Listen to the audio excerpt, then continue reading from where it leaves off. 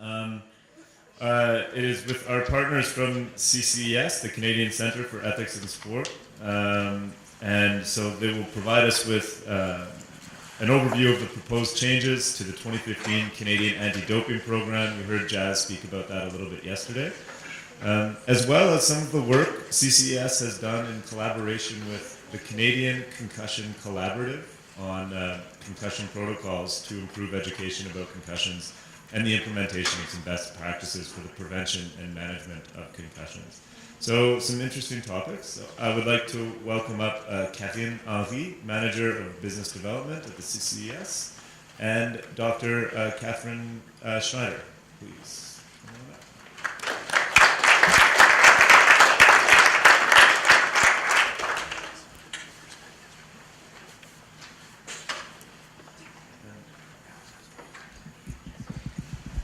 Hello, does this still work?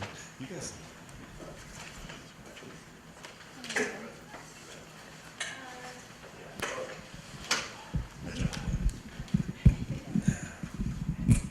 you go. Still good? Yes.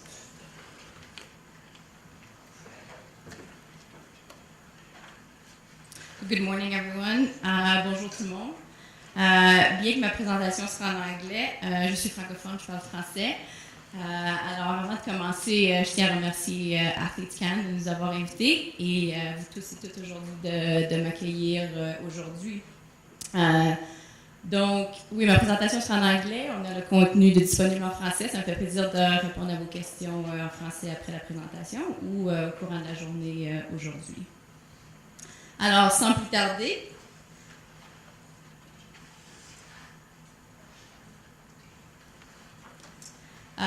as Tom mentioned, the purpose of our presentation and my presence here today is to discuss and review the Canadian Anti-Doping Program, which will come into effect on January 1st, 2015.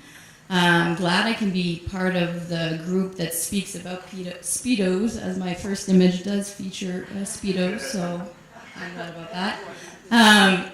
So to provide you with a brief overview, I'll say just a few words about the Canadian Centre for Ethics in Sports, or the CCES, WADA, the World Anti-Doping Organization, and the Code. The consultation process that took place to get us to this place where we have a new code and we have a new Canadian anti-doping program. And the majority of the talk will be about the new technical and significant changes that are part of the new code and as a result will be part of the Canadian anti-doping program. And I'll end with some of the next steps and a brief conclusion. So the CCES, as most of you probably know, our organization is founded on the principles of fair play and drug-free sports. We are an independent organization, a national organization, and a not-for-profit organization. And we are responsible for the implementation and management of the Canadian Anti-Doping Program. The World Anti-Doping Agency and the Code, so WADA. WADA is really the organization that establishes the World Anti-Doping Code, and along with a number of international standards that speak to different technical and operational areas in the field of anti-doping. Why does WADA exist? Why does the Code exist? WADA and the Code really provide this framework for anti-doping. They provide a common set of rules in order to make sure that across all sports, across all countries, we follow the same rules, the same processes. And of course, the most important is really to protect the rights of every athlete to compete in a sporting environment that's free from doping.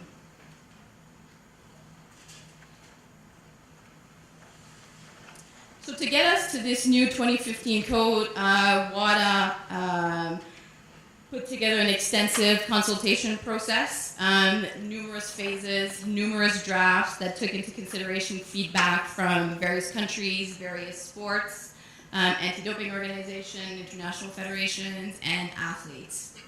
The CCES, along with the Canadian community, participated in this consultation process, so we provided feedback on behalf of the Canadian community to inform this new code. Further, at the end of this consultation process, WADA issued the final version of the code, which was approved in November. and which now needs to be implemented by all countries, all sports.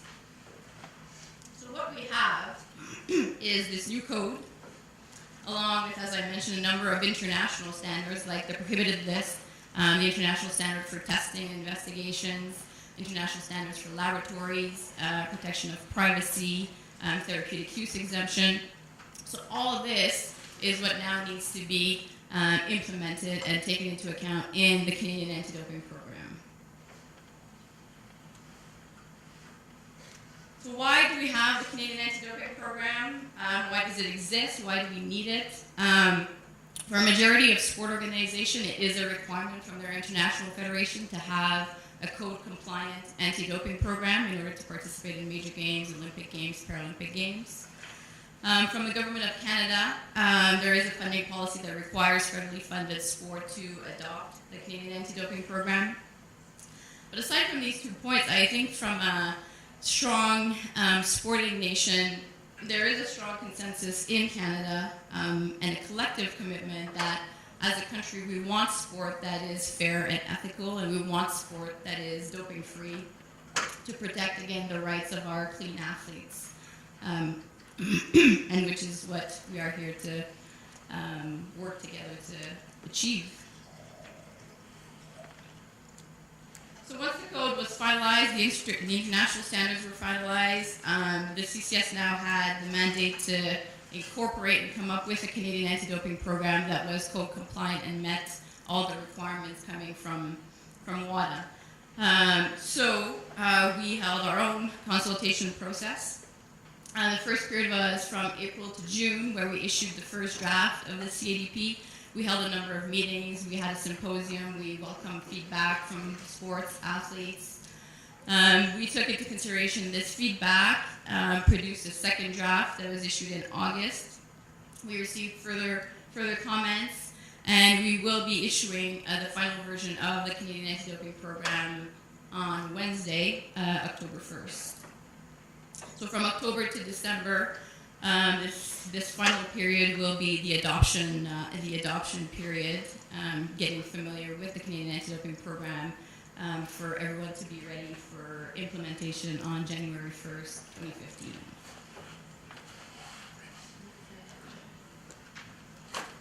So if I can speak a little bit about the outcomes from the consultation process.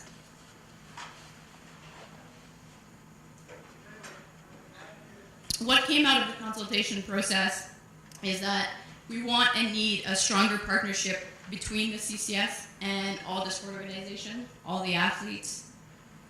That we want a meaningful and effective anti-doping program for all Canadians. We want to be able to provide services to all federally funded sport organizations in Canada, which is upwards of 80 sport organizations. In the past, some organizations were receiving very minimal or reduced services. This is no longer acceptable and no longer possible under the new code. This would put us in a non-code compliant position, so we certainly don't want to be in that position. We realized that the 2015 code cost extremely more than the program that we were running in 2009. There's a number of new requirements, and I'll walk you through them in a few minutes, in terms of increased testing, increased analysis, investigation, which means the 2015 Canadian Anti-Doping Program is more expensive to run than the 2009 program that we have. So it forced us to rethink how we deliver anti-doping services in Canada. And notwithstanding the strong support that we get from the Government of Canada, there is a bit of a gap in terms of the funding that we need to be able to provide all those services. So the 2015 Canadian Anti-Doping Program includes an adoption contribution from the sport to contribute to anti-doping in Canada, the details of which will be in the Canadian Anti-Doping Program, have been discussed with sport, and will continue that discussion. I'm happy to discuss this more. I just don't have enough time today to get into the details of this adoption contribution, but happy to field question or discuss throughout the morning. So the Canadian Anti-Doping Program has three parts, really. First part deals with the structure and the scope of the program. Second part deals with the implementation process. And the third part is the rules. So really the code and all the international standards that are part of this program. And this is what I'll review with you today, the significant technical revisions that were made to the code and that now have been implemented in the Canadian Anti-Doping Program. In terms of anti-doping rule violations, there are 2 new violations that have been added to the code. A violation that deals with complicity and a violation that deals with prohibited association. In terms of complicity, it means someone who's assisting, aiding someone in either covering up an anti-doping rule violation or someone who would be assisting someone breaching their period of ineligibility. This is now a new anti-doping rule violation. Prohibited association, you've probably heard about that a lot. There's been a lot of high-profile examples of athletes or individuals who continue to work with coaches or doctors that have been sanctioned or that have been criminally charged with an offense for providing performance-enhancing drugs. So this new violation has been added to the code. It means that if an athlete or someone continues to be associated with that person after having been notified, anti-doping rule violation. In terms of whereabouts strikes, there's a change in the period to accumulate strikes. So before it was an 18-month rolling period where an athlete could accumulate strikes, either missed tests or whereabouts failures. That period has now been reduced to 12 months, which is more favorable to athletes. So there's a shorter period of time to clear those strikes. In terms of therapeutic use exemption, not a huge change, but TUEs, the full TUE process will now be required for most athletes for use of prohibited substances or methods for medically justified reasons, of course. There will be the possibility for retroactive TUE in some circumstances, so in some sports and for some athletes. This will be defined and clearly identified on the CCES's website to make sure that everyone is on the same page. The code now has some arrangements in terms of mutual recognition. I know that it's often a frustration when an athlete gets a TUE, the CCS needs to get a TUE with our international federation, and it seems like doubling up of the process. So now, as long as the TUE meets all of the criteria that are defined in the standard, the other organization needs to recognize it. And in Canada, we have this thing called the medical review process. This will now only be available to student athletes, so CIS athletes or CCAA athletes. Testing. There is a new technical document. This has been in the works for a little bit. So WADA has came out with this document that basically establishes minimal levels of testing that need to happen in certain sports and certain disciplines, along with minimal levels and different types of analysis that are required in different sports and different disciplines.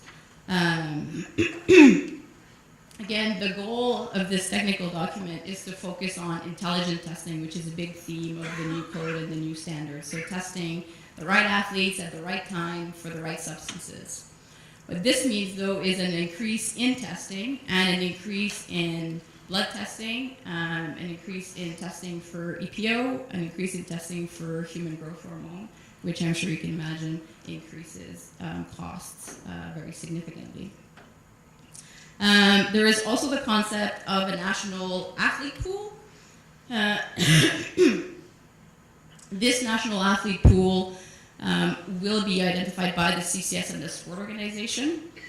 This will be based on a number of criteria, so athletes that are part of national teams that participate in national championships, selection events, are part of the CCS's registered testing pool, are included in this kind of wider pool of athletes, which will be the focus of testing and investigations from the CCS.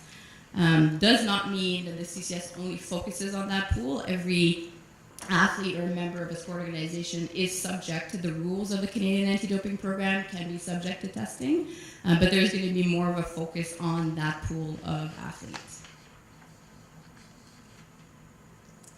A few things on results management, provisional suspensions.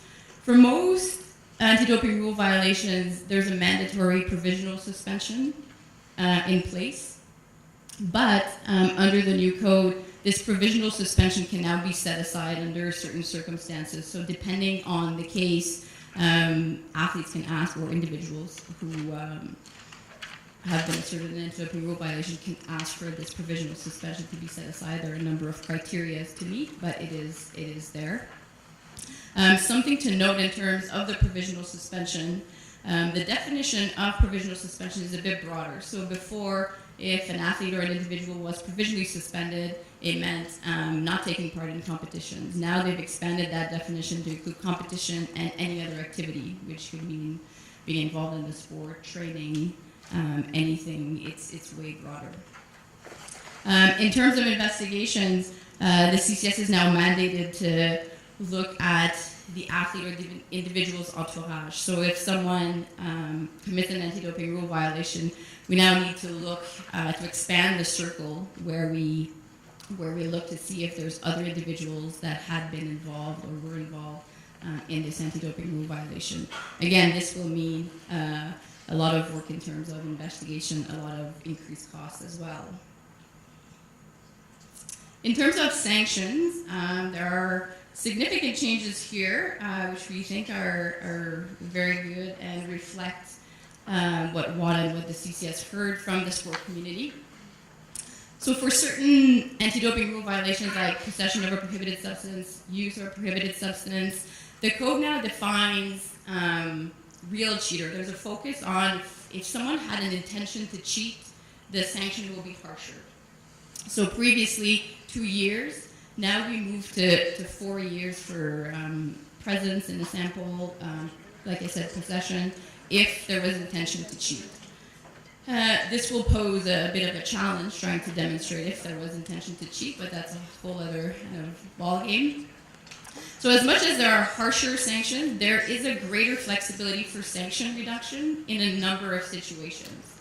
For instance, we all know that supplements, contaminated products have been a big deal and a big problem.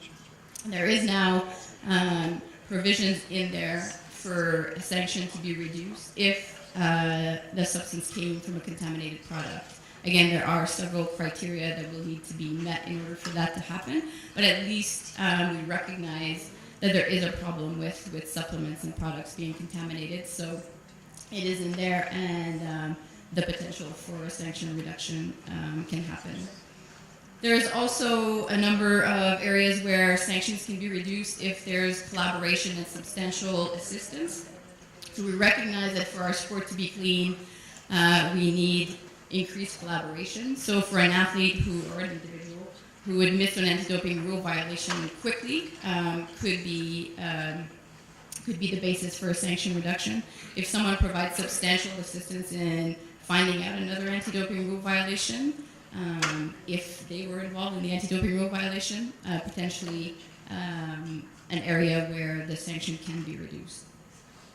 So all that to say here is that if there's a real intention to cheat, the sanction is higher. If there isn't, there's a lot of flexibility in terms of the length of the sanction.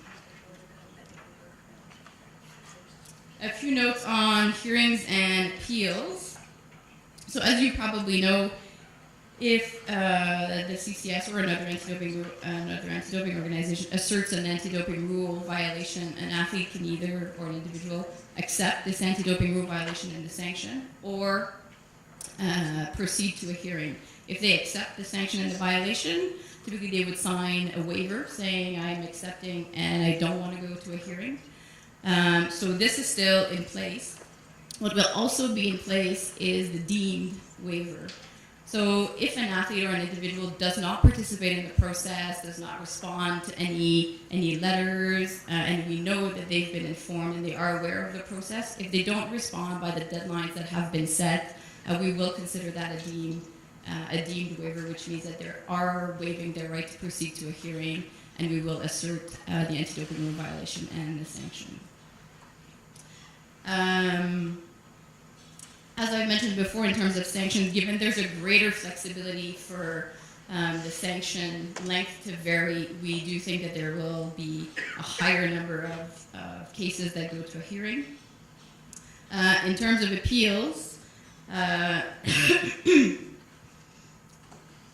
appeals are now kind of a new case. You can retry the whole case by going to an appeal. So that will be the case for us in Canada in terms of going to the SBRCC and the Doping Appeal Tribunal, and it's the same for the Court of Arbitration. So a whole new case.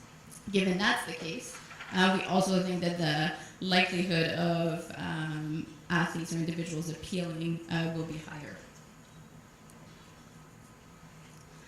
A few notes on public disclosure. A small change here, but just to make sure we're clear, what is public disclosure? Under the rules, we are mandated to publicly disclose the details around an anti-doping rule violation. So if someone commits an anti-doping rule violation, we need to publish it.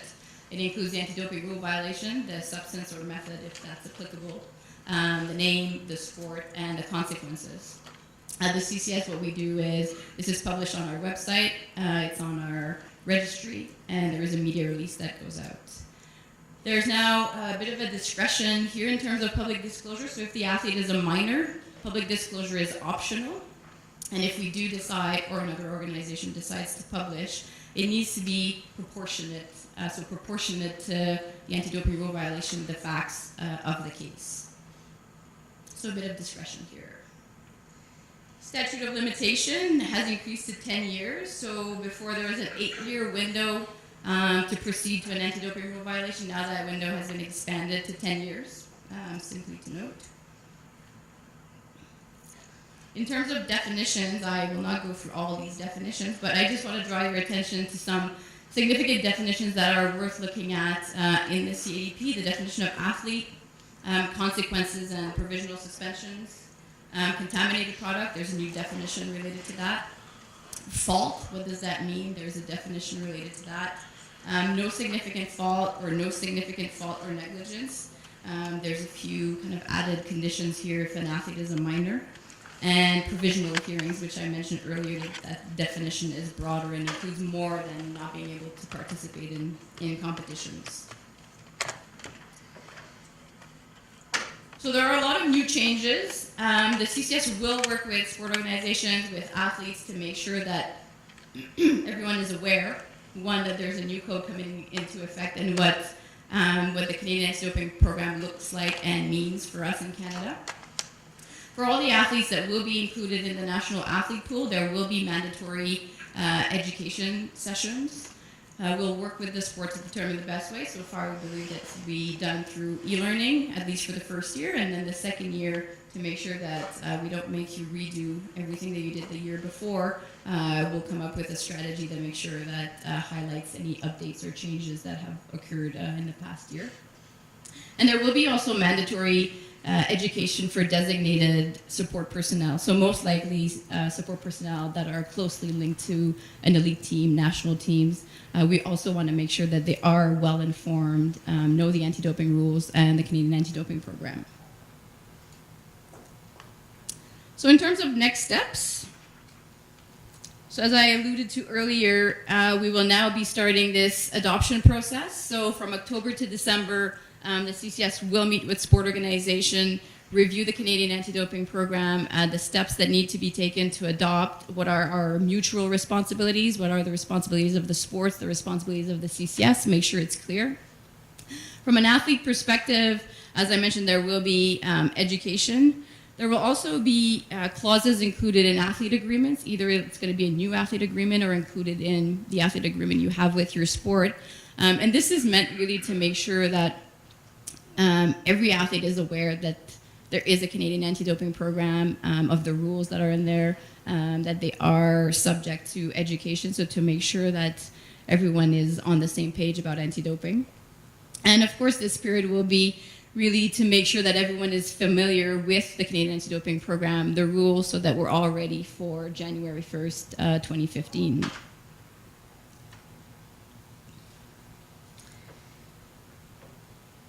And to conclude, just to leave you with a few remarks, I do want to stress that the code and the CADP are really there to protect clean athletes and protect clean sport, and that's really what we aim to do at the CCS with the sport organizations. The new code and the CADP, a number of the changes really focus on the concept of fairness, of intelligence, as I mentioned, testing the right athletes at the right time, looking at more than just one individual to make sure that if there is kind of a bigger problem in terms of doping, that is being looked at. And the concept of proportionality, which I do think is also important. So in terms of sanction, as I mentioned, for someone who really intends to cheat, the sanction is longer.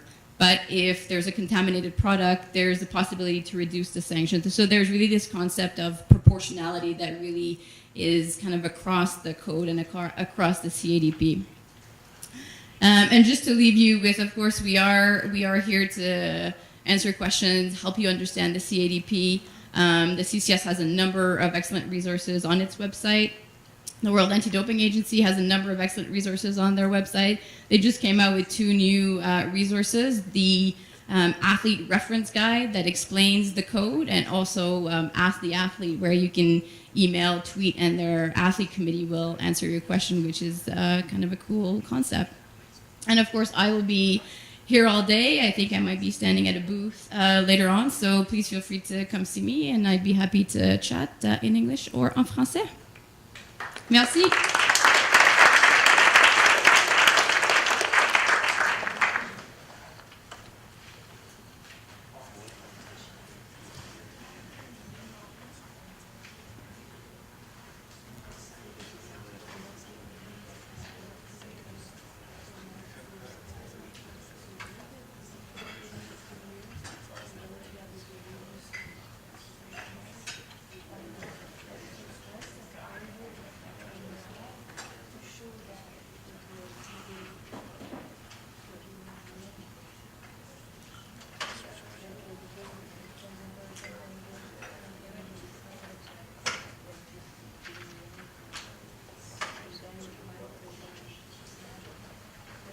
Great, thank you. Good morning. I'm here to speak with you all about the Canadian Concussion Collaborative. And I'm not sure if many of you have heard of the Canadian Concussion Collaborative. Maybe some of you are very familiar with the Canadian Concussion Collaborative. And I think it's certainly a very hot media topic and certainly something that affects many sports, if not all sports. My role today is to share with you some of the information regarding the Canadian Concussion Collaborative, and I'm a spokesperson on behalf of the collaborative and a representative from a physiotherapy perspective. So I'm an assistant professor and clinician scientist at the University of Calgary in the Sport Injury Prevention Research Center, and the focus on my research is on the prevention and management of concussion. And a lot of the information that I'll be sharing with you here today, we'll discuss a little bit about the importance of concussion and why it matters, and I think a lot of you are already very familiar with that. Talk about the purpose of the collaborative, and then share with you a few take-home messages that you can take to your national sport organizations. So the Canadian Concussion Collaborative is a group of 9 health-related organizations that have come together with a purpose of promoting best practice in the prevention and management of sport-related concussion in sport. You can see there's a variety of different medical and health-related professional organizations that are included within this collaborative, as well as some educational initiatives, as well as the Canadian Centre for Ethics in Sport. CASM is the secretariat for the collaborative, and Dr. Pierre Fremont from Laval is the chair of the collaborative. You can visit the CASM website, and this provides you links to the different member organizations, and there's also a wealth of educational materials that you can access. So what is a concussion? Excuse me, and why is this important, and why is this important in sport? An estimated 1.8 million individuals in the US will be affected by concussion, with similar numbers in Canada. The majority of individuals will recover in 7 to 10 days. However, in some instances, symptoms can be prolonged, and I think if you take a moment, you can think of multiple different athletes that have been affected by concussion. some of which recover spontaneously over that initial 7 to 10 day period.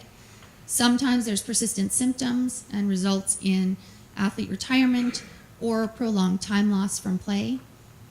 And not only that, it can also affect a variety of different aspects of life, including school, work, outside activity.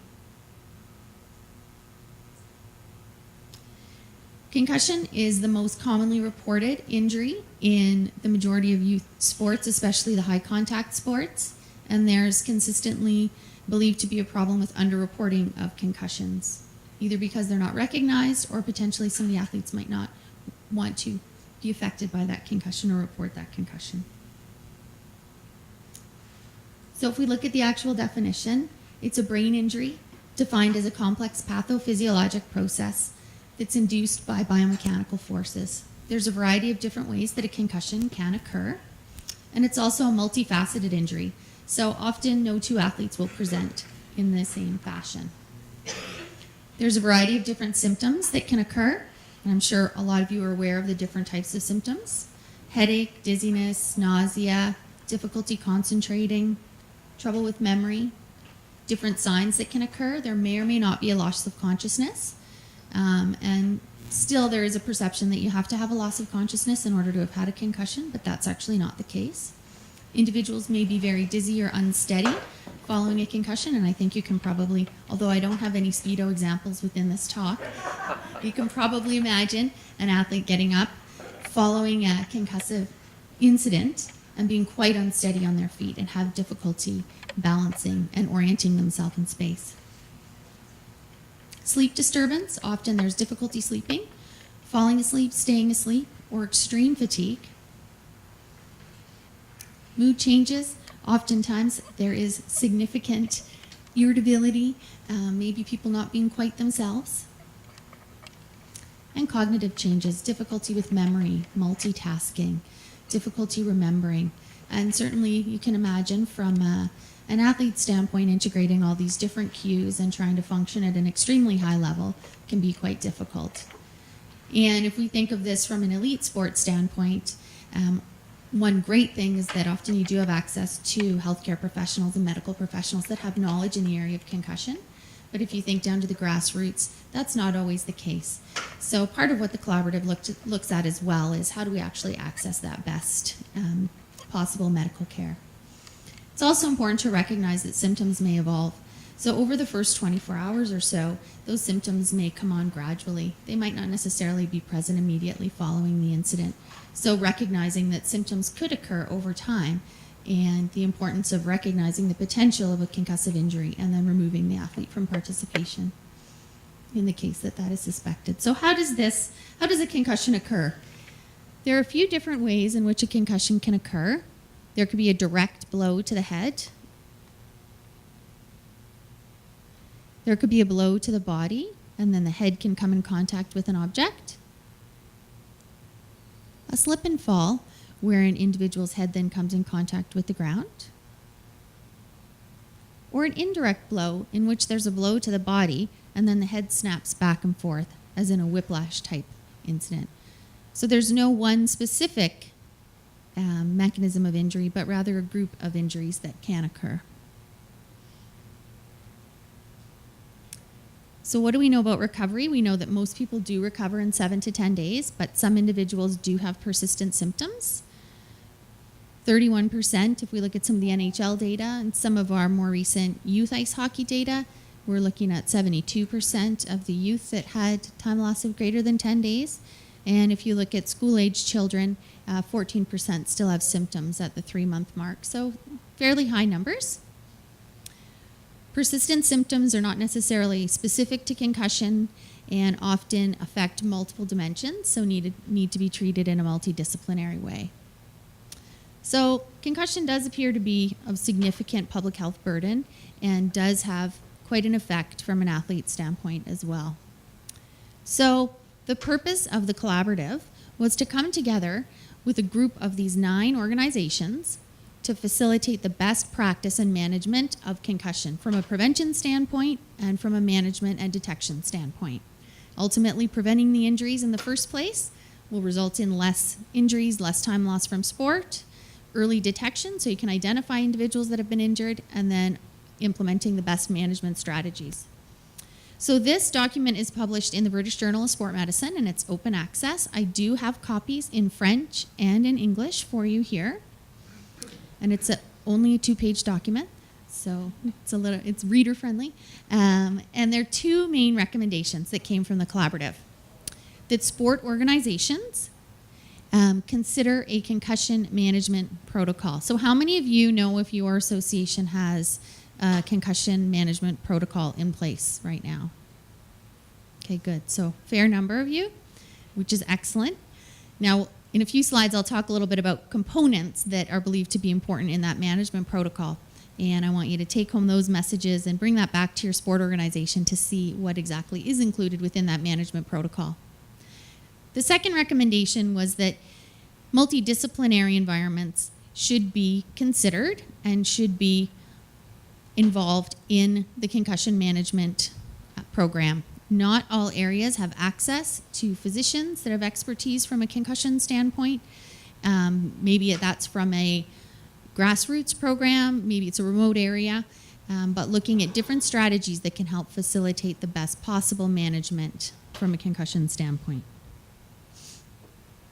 So if we look at some of the recommendations for the first point that was made with the collaboration, a plan for a safe environment. So this can take on a variety of different pictures, and it's sport specific. Different sports will have different needs and different risks. So there are different risk factors for concussion within different sports. So having a good idea of rules that may change the risk of concussion. Some sports have limited the amount of contact in order to minimize the risk of concussion and looked at different ages in which contact is allowed, looking at the sporting environment, maximizing the safety of the actual environment in which the sport is performed. And there are many others that would be specific to different sports. Looking at a plan for education not only for the coaches, for the organization, but actually getting that down to the players, parents, athletes, and everyone within the organization, so that there's great education in terms of an ability to detect concussion and awareness of a protocol of return to play.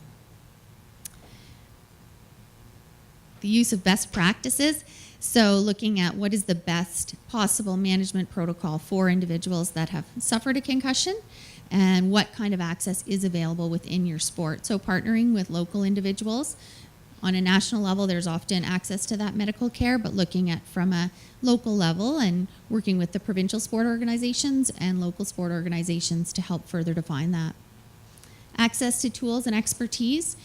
There are a lot of references on the CCC website that you can go to and you can link to, and the Canadian Centre for Ethics in Sport also has some references available for you if you would like to go and pursue that. And these educational tools can actually be used and have been very effective in creating awareness and education with respect to concussion. Review your protocols annually. Take a look at the protocols. There is certainly a lot of research coming out in the area of concussion that can then be further developed and help to develop these protocols to a higher level. So what does this mean for you? The Saskatchewan Soccer Association actually has a very thorough concussion management protocol in place already, and it includes a variety of different aspects of concussion management. A lot of people think of management as the protocol of rest followed by return to play, and let's make that return to play very sport specific. But it's not only that return to play. It's also looking at risk, also looking at education, and every aspect that can be involved from a concussion standpoint. So this is a great example, and if you go to the Saskatchewan Soccer Association website and look under their policies and procedures, there's a risk management section, and you can actually read this. It's only a couple of pages, but it's quite well done. So in terms of take-home messages, it's important to take into account the importance of a concussion management protocol to minimize the risk and prolong the risk of injury as well as the risk of prolonged symptoms in concussion. Have a discussion with your boards about the protocols that are currently in place and potential areas where these could maybe be improved. and encourage your board to consider a concussion management protocol. Ultimately, we want to minimize the number of new concussions, maximize the detection of concussions that do occur, and facilitate the best practice management so that we minimize the impact of this injury to the athletes. Kristen Ray is a contact at the Canadian Centre for Ethics in Sport, and she has a wealth of references that are available for you and that can help you with this process. So if you would like further information, you're more than welcome to contact Kristen. I'm happy to be in contact with you as well. But she has a lot of the educational materials and has a lot of the policy and procedure information that you may be interested in. Thank you very much.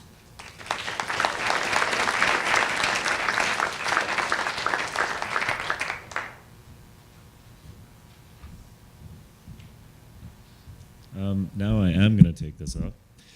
Thanks very much. We have some time for some questions, if there are questions. So for either presenter, either Karine about CCES or Catherine for the concussion collaboration. Any questions? Yes, more than one. All right. Oh, there are mics. I just want to get this thing moving. Like, my goal is to get this microphone moving. So yeah, please go up to a mic and name and sport. Yes, exactly. Thea Cully, field hockey. So this is to do with the new anti-doping. Last night we briefly touched on that one of the new policies that you're looking to implement is to share our information with the Canadian Border Services and law agencies. And if you could just explain more about that and maybe why that's necessary or looked at to being necessary. Thank you. Yeah, I know. I think in terms of working with border services and police or authorities, it's more that we would have an agreement where they share information with us that can inform anti-doping. In terms of us sharing information with them, it would be very limited, and we are restricted by privacy and policy, the protection of personal information and privacy, which we adhere to in terms of Canadian legislation, and we also have an international standard that comes from the code as well that deals with personal information and privacy of information. So in terms of border services and authorities, it's more they would share information with us. So if they seize steroids in Montreal, not just as an example, we would be informed that there's tons of steroids in Montreal, and we'd be able to kind of look into whether this is affecting athletes and is part of the sporting environment as opposed to the other way around. Does that answer your question?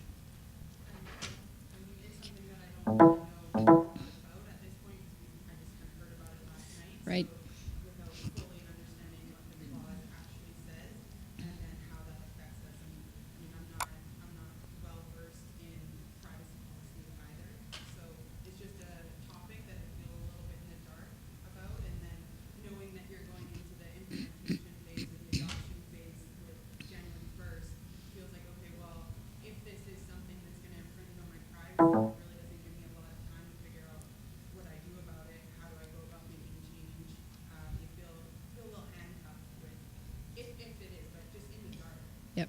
But we can certainly make sure that we provide more clarification and information around what that means in particular. But like I said, I think the main part is that we receive information. Like, we want to collaborate with border services and authorities to get information. The flow of information the other way, so from the CCS and your information going to them, would be very unlikely and would happen in very kind of particular situations, but we can certainly clarify what that would mean.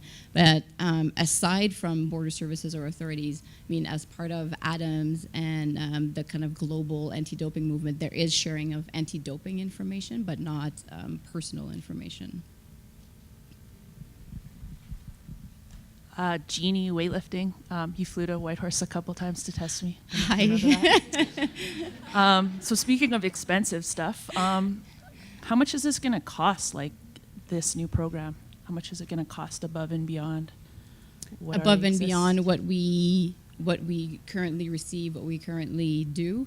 We are estimated that it's going to cost upwards of, let me get those right in English, 860,000, donc $860,000 approximately. And a lot of those costs are coming from the technical documents. So as I mentioned, increased testing, increased analysis, increased need for investigations, higher number of hearings and appeals potentially, because there's a lot of flexibility in terms of reducing sanctions, and because if an athlete or an individual is not happy with the outcome of the hearing, they can take the case to get, they can seek an appeal, which would be kind of a totally new case, as opposed to before you could only appeal in certain situations. So where does that cost get absorbed? Where does that cost get absorbed? So this is where the CADP has introduced the adoption contribution, where we are looking for sports to participate in helping with the cost of delivering this anti-doping program. Thanks. You're welcome. Hi, Carolyn from snowboarding. Actually, it has to do with funding. I'm just wondering, you said that you have you're increasing the funding from sport, and or you're asking sport to provide funding to CCES, and I'm just wondering what that means for us in terms, like, what does it mean for Snowboard Canada? What does it mean for Wrestling Canada? What does it mean for all these? And what I want to know is it proportional to, there are sports that are a little bit more targeted in terms of number of testing that you're going to do. Some of them are more, they're blood tests. For snowboarding, it's usually urine tests, and it's usually a few times a year. So is it going to be proportional to the sport? Just elaborate a little bit on that, I guess. Sure. Thank you. So every sport will be asked to contribute. The level of the amount of the contribution is proportionate to the size of the sport, not necessarily the services received, because we want to, going forward, we want this meaningful and effective anti-doping program and the same services to be provided to every sport. But in terms of this adoption contribution, it will not be the same amount for every sport, given there's different realities to take into consideration. So it is outlined in the CADP which sport need to provide which amount, and it will be an ongoing discussion with the CCES, Sport Canada, and the sports to figure out the best way forward. And of course, we are open to other ideas to get this funding that we need to fill this gap. We are trying to see if provincial governments would like to kind of join in this effort. The CCS has been working hard to try to get corporate sponsorship, but so far we have been unsuccessful in getting the corporate to join forces with us in terms of anti-doping. So that has been difficult.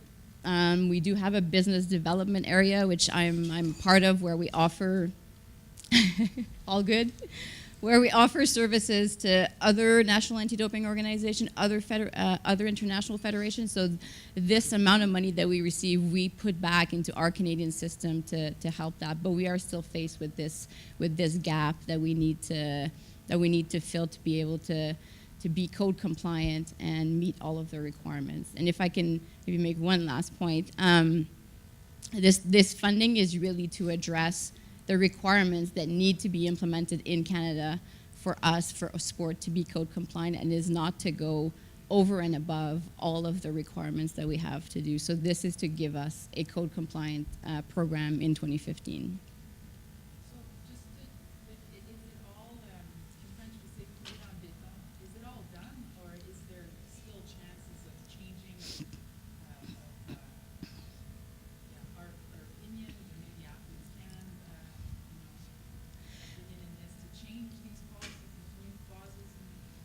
In terms of the adoption contribution, like the lack of. Well, either the funding or even the information sharing, is that something that can change until before January 1st, or is that a for sure thing? That's what it's put it on.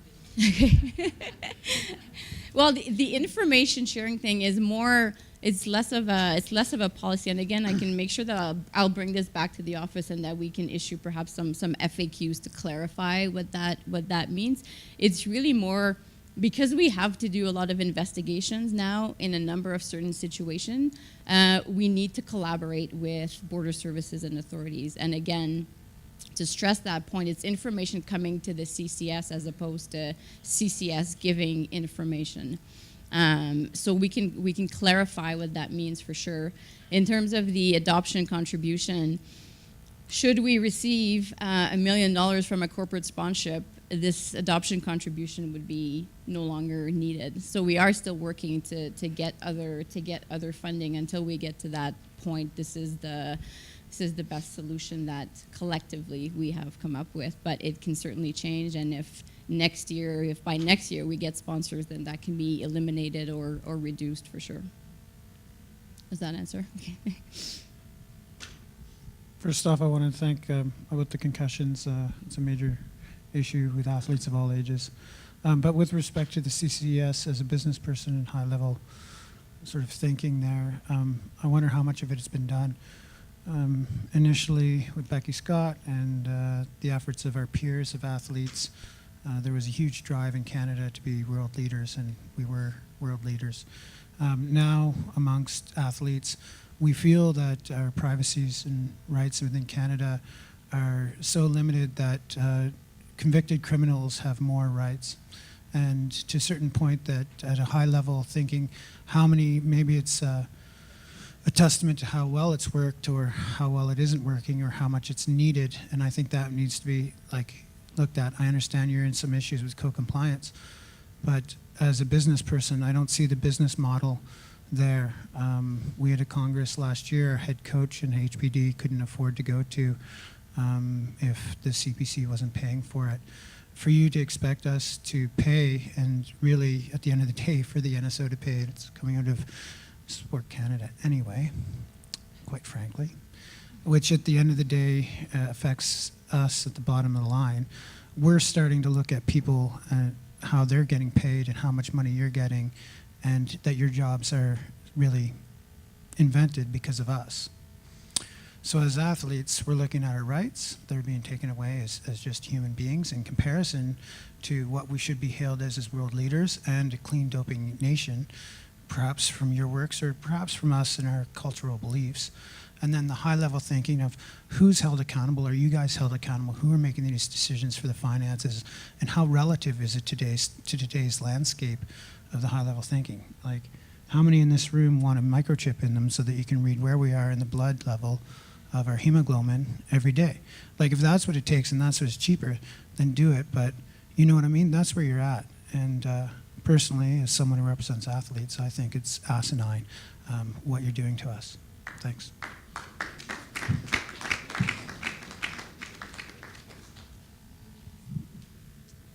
Hi, my name is Patrick Gorse. I'm a former orienteering athlete and now medical student, and I have a specific question for the CCES. So as a little background, one of the most common psychiatric conditions for children in the United States and Canada, and some would say mental disability, is ADD, ADHD. And I was just wondering if the CCES has ever considered the role of treatment for this condition in the TUE process. So specifically, one of the commonest treatments for this is one of the stimulants on the banned substance list. And I was just wondering what, and probably somebody else here knows the answer to this, and I have a follow-up depending on what the answer is, but I was wondering if it is possible to get an exemption for that stimulant? So any substance that's on the prohibited list, but most of them can get a therapeutic use exemption for valid reasons. So Right. ADHD medication is one example of that. Mm-hmm. So then I guess, so the follow-up question for that in that case then is that given that 7% of individuals in Canada suffer from this, I was just curious. I was curious what the take is on the possible overprescription of this medication as well, which is commonly an issue encountered in medical literature and public health in general. Has that ever been something that's considered by the CCES? Not specifically. Like we were not at the point where we would be working with the medical community to understand if there's too much prescription of ADHD. For us, our process is really if it meets the criteria and this substance is required from a medically justified reason, Right. then our therapeutic use exemption committee reviews it and can provide approval or non. Fair enough. Thanks. It's just an interesting thing to reflect on. Thank you. You're welcome. Hi, Jeff Christie from Luge and the chair of the COC Athletes Commission. Just when it comes to athlete representation, I want everyone to know that Andrea Morin, who's part of our COC Commission, is on the WADA steering committee for this over the last 2 years and is actually in South Korea right now. So we do have athlete voice within Canada there. And so it is getting pushed back down to the CCES. Whether there's issues still around that, we do have an athlete there kind of speaking on our behalf. My question is more around the concussion side. Some great work to deal with kind of getting back to play and how to manage it now. I'm wondering if the CCC's ever looked into the long-term possibilities of concussions when these types of protocols weren't in place. So how are athletes who weren't managed in the proper way, is there any research going into the what could be the future for our brains? Mm-hmm. Thank you. I think that's a great question and certainly a hot topic of debate. And the answer is the literature isn't there yet. And there's certainly lots of studies going on looking at the longer term ramifications and trying to measure some of the factors associated with prolonged recovery. And the challenge is the difficult injury to study because it is heterogeneous and there are multiple factors involved. And the literature currently doesn't have high-level studies that actually look at prospectively what some of those effects are. So hopefully in the coming years, we'll have some literature to better evaluate that. On the way, but in progress. Actually, in Calgary right now, we are doing a 5-year study looking at youth ice hockey players. And it's one of the first studies that can actually look at the same group of people over time and measure changes and measure some of, well, what are actually 4 or 5 years out, what are some of the characteristics that we might see in these younger athletes as they're developing. But it's a starting point, and there are numerous other studies as well at other centers being conducted in a similar fashion so that we can have really solid evidence in terms of what might actually be some of those longer term ramifications. And that, I think, brings up the point too that it's important to actually revisit some of these protocols and different mandates from a concussion standpoint as the literature evolves, because things may change as we learn more and more about concussion. Thank you for your question. Hello, my name is Etienne Morneau, Sprint Kayaking. I have a question for CCES. Would it be possible to have like athletes getting caught, pay a fine, like implement some kind of fine? That could be a good source of revenues, or is this not possible? You mean, so if someone tests positive, there's a fine? We did actually look at that and discuss that extensively with sport during the 2 consultation period. It kind of came off the table, and I mean, there's always the chance to have another look at it, but that it was kind of more of a negative incentive as opposed to kind of wanting to be, proactive and positive. But it is a suggestion that was looked at and could potentially be re-looked at. Thank you. Hello, Craig Bunton, Figure Skating. I just had a question regarding the collaboration with CCES and Canada Border Services Agency. Is there any precedence outside of sport? I mean, are there any companies that work with their employees with in that same kind of capacity, or is this strictly athletes? Is it the first time that anybody has this type of collaboration?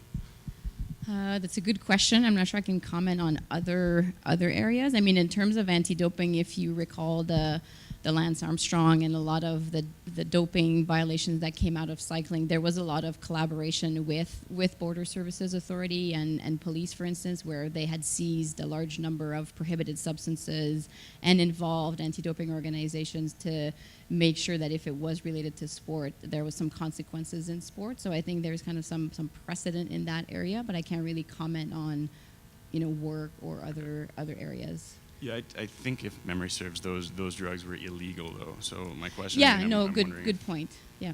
So yeah, I mean, if the drugs aren't necessarily illegal, look, I'm all for clean sport and everything, but I do agree with Tyler that having less rights is a scary thing, and yeah, I mean.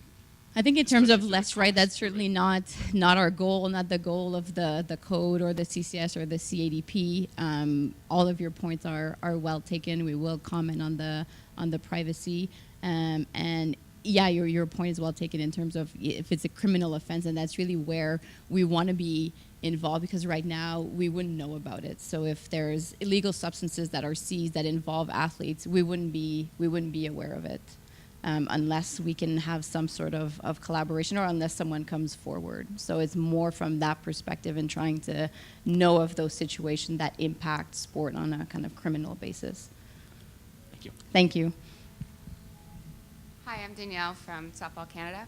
I just have a question regarding the funding, and if you go ahead and move into an area where sport is then funding or helping to fund these programs, are you then willing, you had said that you weren't sure if it was any hearings would increase or that kind of thing, and so this budget is kind of built out to accommodate that or being able to solve those problems. So if you, in a year, say nothing changes and then you ask the organizations to participate, in a year, are you giving us the right or the organizations the right to see where that money was used and if and when it was necessary? And then if you have to bring back the budget or adjust the budget in a case, I just don't know, I guess, how bad Sport Canada or how athletes are, what the rate is of cases that you face. And so I guess I just want to know, like, is there really a doping problem in Canada, and is the answer $860,000? There are a lot of unknowns, like you bring up a good question. This number is not just coming out of thin air, the 860. It is based on all of those things that I mentioned, and also providing this meaningful and effective program to every sport organization in Canada, which I'd mentioned before. In 2009, a lot of organizations were receiving little to no services, which is no longer a possibility. So there are a lot of for sure's where the costs are way significantly higher. There are some unknowns in terms of hearings and appeals. And it is the first year, so we will need to continue the discussion, adjust, and see really how it unfolds at the end of the year and where we are next year in terms of whether the same is needed or less or no, because we have found other kind of funding solutions. Right, and so will that be transparent to athletes? Yes.